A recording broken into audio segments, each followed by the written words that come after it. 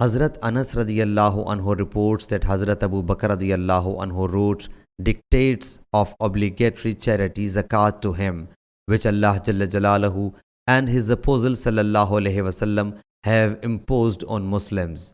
A person from who a 4-year-old she camel is due for zakat, but he does not possess it except a 3-year-old she camel.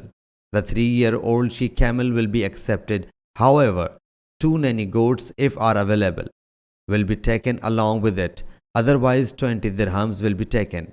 And from whom a 3-year-old she camel is due for zakat, but he does not possess it except a 4-year-old she camel. The 4-year-old she camel will be accepted, but the collector will pay him 20 dirhams or 2 nanny goats. And from whom a 3-year-old she camel is due for zakat, and he possesses a 2-year-old she camel, the 2-year-old she camel will be accepted from him, and along with it 2 nanny goats or 20 dirhams will also be taken from him.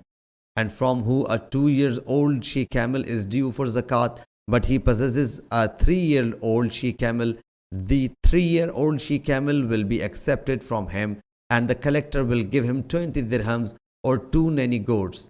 And from whom a 2-year-old nanny goat is due, but he does not possess it, however he possesses a 1-year-old she camel. The 1-year-old she camel will be accepted, and he will give 20 dirhams or 2 nanny goats along with it.